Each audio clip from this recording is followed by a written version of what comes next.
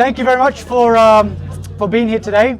I'd like to introduce our two speakers, who are Philip and Cristina. So welcome. Thank you very much for coming today. I'm very excited to hear a little bit more about your story, your journey, your business around veganism, and maybe a little bit more about your philosophy as well. So why don't we start off with a quick introduction? I know you're from different places, your journey, and then we can get into some interesting questions. Okay. So, Cristina? Yeah, so I'm a health coach, and when we met Philippe, we were having this debate over cooking our food, and I was always aiming to eat really, really healthy, but I had a problem with Philippe, who came from the hotel industry and the restaurant industry, and his priority was always to eat really delicious. And so we clashed so much in so many ways that we actually started to innovate and make dishes that like nobody would compromise. So this is how we started our journey when we got married and we went in Barcelona. I was studying naturopathy, and suddenly with COVID hitting and everyone having a need to cook more, we decided to start our own business. It's called Make Veggies Great Again, because we want to put more emphasis on healthy eating, but also delicious. Yeah. I just want to emphasize how real the struggle was when we were in the kitchen together. During COVID, two things happened. I'd say I fell in love with cooking again. So my background is actually hospitality. I went to the hotel school in Lausanne and trained with some great chefs. I'm actually not a chef. I just behave like one sometimes. But I fell in love with cooking. Everything that I had, for the last 7 years, I'd been working as a coach. And after having a restaurant in Lisbon, Portugal, I had a burnout just from having my own restaurant, from working with food and beverage. And I just said, I just need a break. I want like a job where I don't have to be running and operations and everything. And it's been 7 years that I've been kind of like, there's a part of me that always wanted to go back. And when COVID came, it was the opportunity for me to just fall in love with cooking again. And that's when things got real for us. And in November last year is where we actually started. By chance, we had actually a friend who said, hey, I run these events for corporates. And without having a website, without even knowing what we're doing, she said she booked us for it was in, what was the company? Yeah, it was a corporate world. It was like a big corporate event, and GM, so it was for General Motors in Canada, and we just said, all right, let's try it. And it was such a blast, and we loved it, and we said, okay, well, let's sort of develop this idea. So we spent 6 months just practicing and training and building up the skills of how do you actually cook on camera in front of people in their homes where they too are cooking in a way that's engaging and fun. And that's kind of what during lockdown we were doing a lot of that. And it also just by chance has actually happened because my sister, I have a nephew in Hong Kong, and it started with him, a way for us to just connect. And what we got to see is actually what we are offering is not really about cooking experiences. It's about we create experiences for people to connect and come together.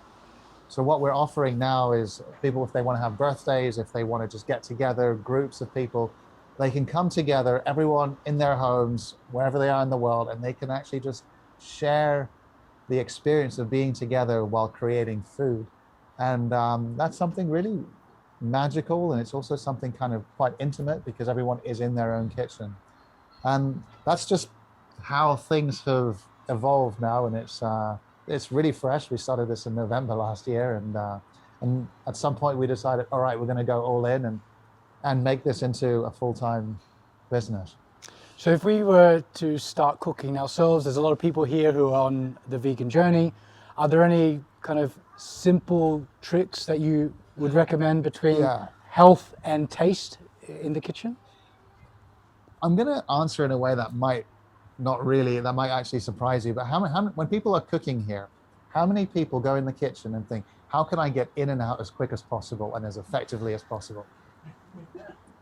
So I think it starts with having a different relationship with cooking itself, having a different relationship with our connection to food, where cooking can become something pleasurable. The food that we eat becomes pleasurable.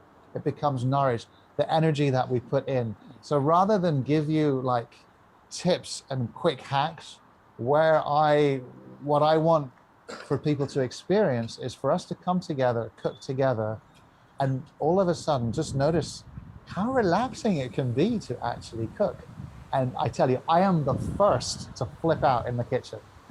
There is no place where I have more ego than in the kitchen. So for me to go in the kitchen with my wife and cook together. How many people cook here with their partners?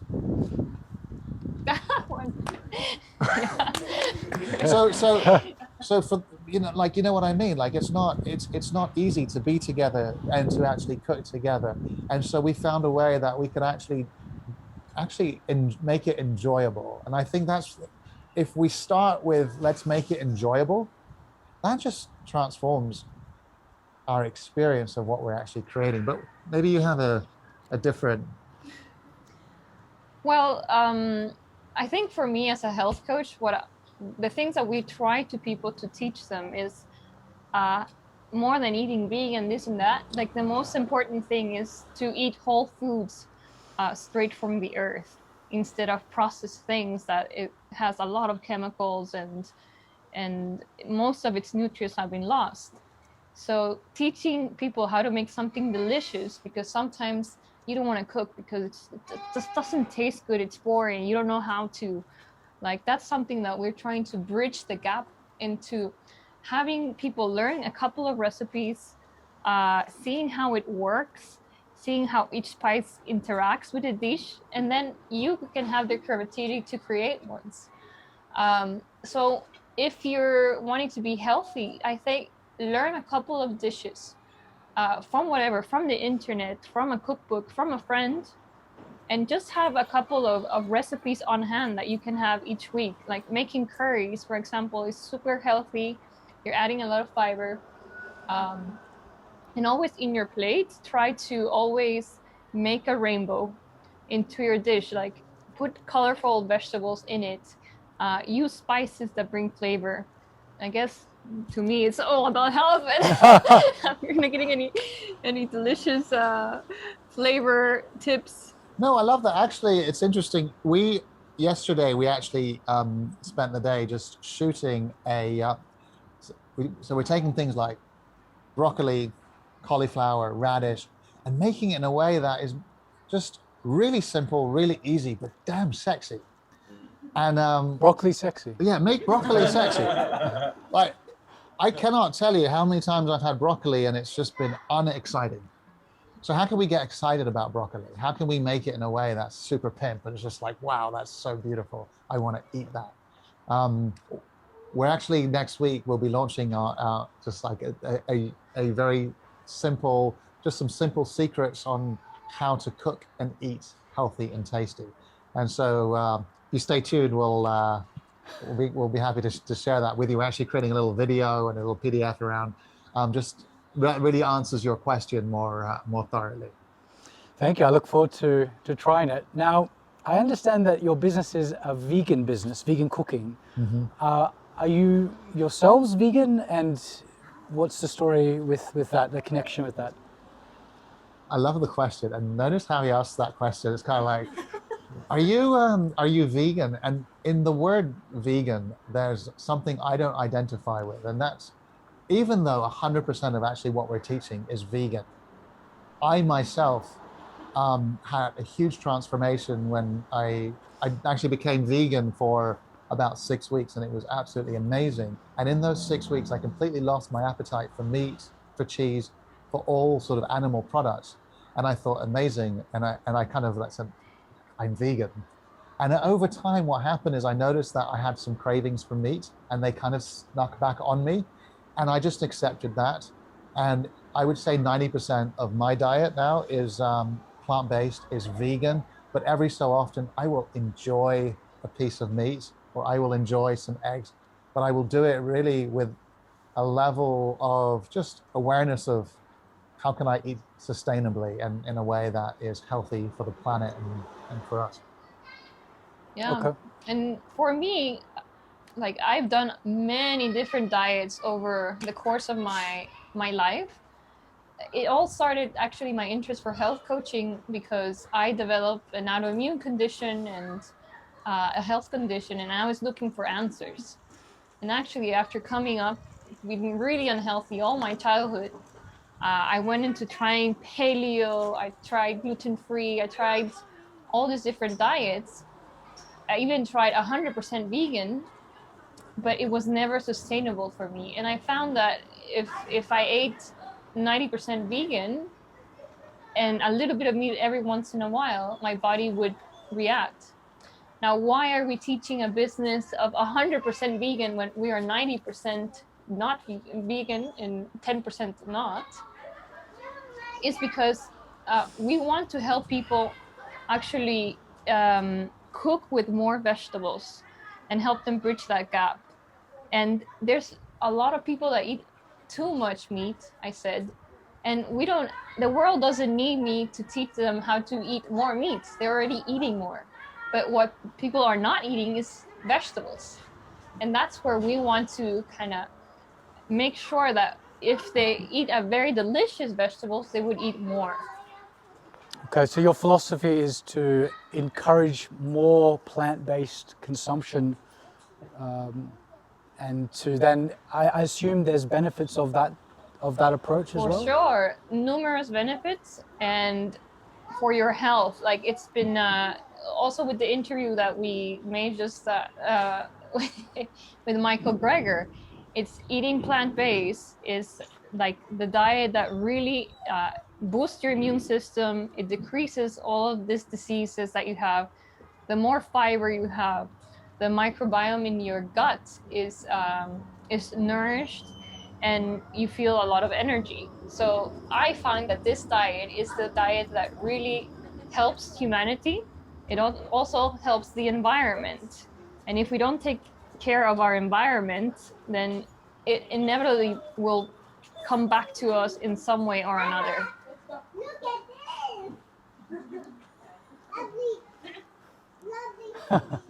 Okay, good.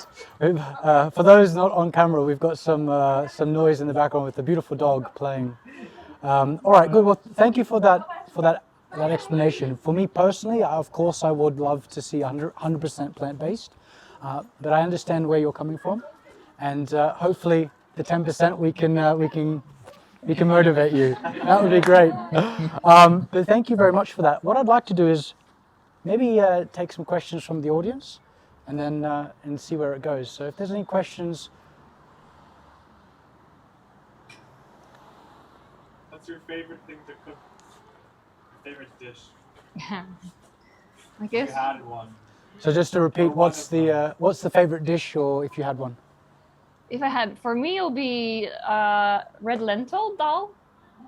I like it. I've been experimenting with Middle Eastern food, and I just love the flavors there. So it would be right now it's like a mara, which is Muhamara. muhamara, which is just like this incredible red bell pepper paste that that's actually it's what I feel like cooking right now when you ask that question.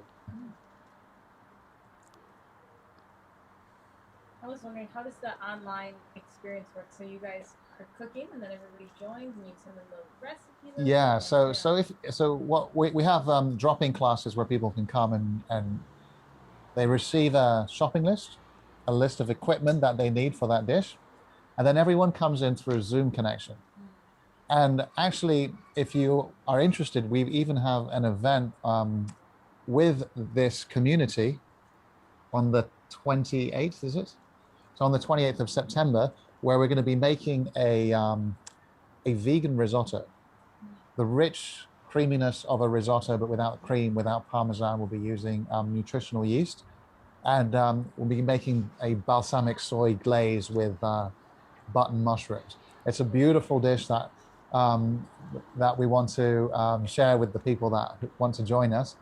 And you'll see, like there, you can get you get all the information, and then people can come in, and every Zoom connection, there can be as many people in your Zoom connection, and the price is per Zoom connection. So whether you're a family of 6 or just one person, it's per Zoom connection. And we open that up to about 15 connections. So we want to keep it engaging and fun. The idea is really that we can cook together, and also, like, I want people to really be astonished by what they are able to create. And I'll be there. So that's one connection. So. So one day in a post-COVID world, do you think keep it online as this will forever, or you will switch to do it in person as well? We haven't done in person. I think yes, we're open to that. But one of the benefits that we found online cooking is that people actually learn more. And why is that? It's because when you're in your own kitchen, you're in your own space. And once you made it in your own kitchen, you can repeat it. What happens when you go to a venue and you're 20 people? You need 20 ovens. And sometimes that's not the case. You don't have that. You might have some stoves in it, but you limit yourself in it. It's beautiful for the interaction, but actually cooking online is very good for learning, and especially good for bringing people together that are apart, and during these times that we don't know even how long it's going to last. So yeah, we might do even in person. It's okay, but even though it's not, you still have a lot of benefits from being online. I have a question. So for me, for example, part of teaching people about chocolate is like you have to teach people how to enjoy it.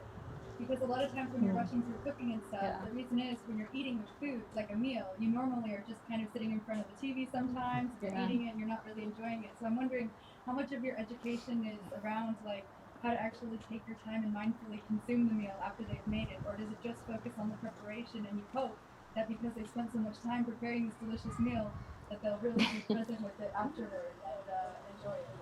yeah, what we found is the energy that we're in when we're cooking is very relaxed. It's very soothing. It's almost meditative, but it's fun. It's playful. But there isn't that typical like, all right, guys, let's go next thing. That it's there. There's a rushness. Like we have a schedule. We need to do things on time. It's quick, but it doesn't have to be rushed. So it's like we can do it from a place, like you say, a place of joy. And what I find is when we cook from that place, we're much more likely to consume the food that we make from that place because we're already in that energy of, oh, I feel so relaxed and I've been looking forward to eating this meal and just savoring it.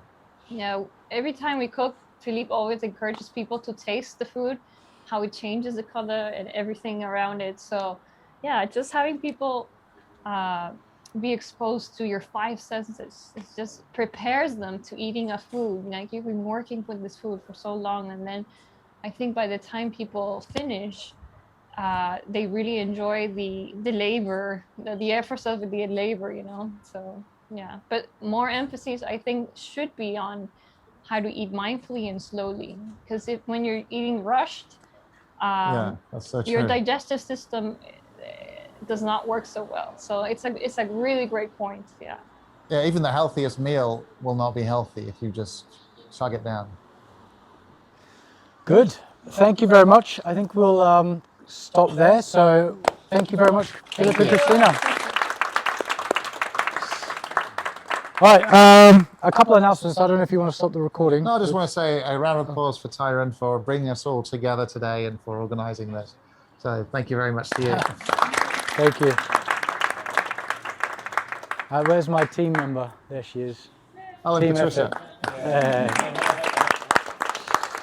And to you, because you're all here, yes.